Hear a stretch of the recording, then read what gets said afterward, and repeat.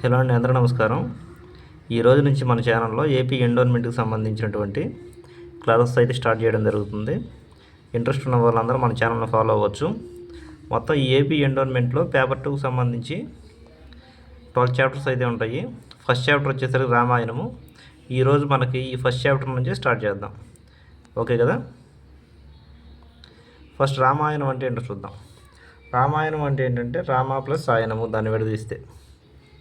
రామ అంటే ఒక వ్యక్తి యొక్క నేము, ఆయనము అంటే ఏంటంటే కనుక ఆ వ్యక్తి యొక్క నడవడిక, ఆ వ్యక్తి ఆయన యొక్క జీవితంలో ఎలా ప్రవర్తించాడని చెప్పని తెలియజేసేది రామాయణము. ఈ రామాయణము ఒక కావ్యం అన్నమాట. అది శ్లోకాల రూపంలో ఉంటుంది.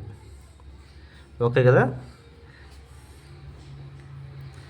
రామాయణం అనేది శ్లోకాల రూపంలో ఉంటుంది. అది కూడా సంస్కృత శ్లోకాల్లో ఉంటుందన్నమాట. ఈ రామాయణానికి రామాయణం అనేటువంటి పేరుతో పాటు ఇంకో 2 పేర్లు ఉంటాయి అన్నమాట. వాటి పేరు వచ్చేసరికి ఒకటి సీతాచరితము, రెండోది పౌలోస్త్యవాదము. ఇప్పుడు టోటల్గా రామాయణానికి వచ్చేసరికి 3 పేర్లు. ఒకటి వచ్చేసరికి రామాయణము, రెండోది సీతాచరితము, మూడోది పౌలోస్త్యవాదము. ఎగ్జామ్లో క్వశ్చన్ ఇట్లాగే అడుగుతాడండి. రామాయణానికి ఉన్నటువంటి మరొక పేరు ఏంటని చెప్పని కింద ఆప్షన్స్లో ఇస్తాడు ఏబిసిడిలో.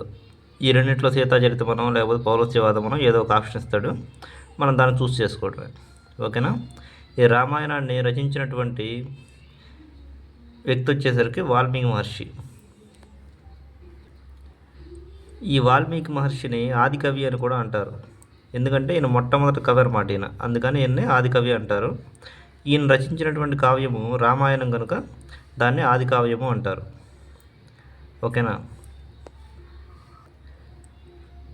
క్వశ్చన్ ఎట్లా ఫ్రేమ్ చేస్తాడంటే ఆది కవి అని ఎవరిని పిలుస్తారు అని చెప్పని కూడా క్వశ్చన్ ఫ్రేమ్ చేయొచ్చు. ఈ వాల్మీకి మహర్షి ఈ యొక్క కావ్యాన్ని ఆయన సంస్కృతంలో రచించడం జరిగిందనమాట. ఈయన సంస్కృతంలో రాశారండి. ఒకవేళ తెలుగులో రామాయణాన్ని రచించింది ఎవరంటే వాల్మీకి మహర్షి కాదు, అది గుర్తుపెట్టుకోండి జాగ్రత్తగా. ఈయన సంస్కృతంలో రచించడం జరిగిందనమాట. ఈ వాల్మీకి మహర్షి రచించినటువంటి రామాయణానికి వచ్చినంత పేరు ఇంకా ఏ యొక్క లాంగ్వేజ్లో రాసినటువంటి వారికి కూడా రాలా. అది మాత్రం మెయిన్ పాయింట్ గుర్తుపెట్టుకోండి. ఈ రామాయణంలో మొత్తం 7 కాండాలతో ఉంటుందన్నమాట. ఈ రామాయణాన్ని మొత్తాన్ని 7 కాండాలతో విభజించారు.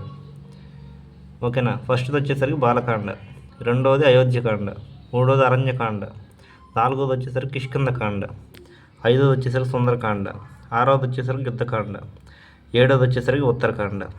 ఈ 7 కాండలలో ఈ వాల్మీకి మహర్షి రచించినటువంటి కాండలు 6 మాత్రమే, పైన 6 మాత్రమే వాల్మీకి మహర్షి రచించారు. ఆ 6 కాండలు కూడా ఆయన సంస్కృతంలో రచించడం జరిగింది. ఈ 6 కాండలలో కూడా ఈయన 24,000 శ్లోకాలతో ఈ 6 కాండలు రచించడం జరిగిందనమాట వాల్మీకి మహర్షి. ఓకేనా. కాండము అంటే ఏంటంటే చెరుకుగడ. ఈ చెరుకుగడ ఎలా తీయగా మధురంగా ఉంటుందో రామాయణం కూడా అంత మధురంగా ఉంటుందని చెప్పని వీటిని కాండలతో పోల్చడం జరిగిందనమాట. ఓకే కదా. ఈ రోజుకి మనం ఈ యొక్క 9 పాయింట్స్ నేర్చుకుందాం. మళ్ళీ రేపు ఒక 9 పాయింట్స్ కానీ 10 పాయింట్స్ కానీ అట్లా నిదానంగా నేర్చుకుందాం. నోటిఫికేషన్ వచ్చేసరికి దాదాపుగా సగం సిలబస్ అయితే కవర్ అయిపోతుంది. థ్యాంక్ యూ అండి. Thank you.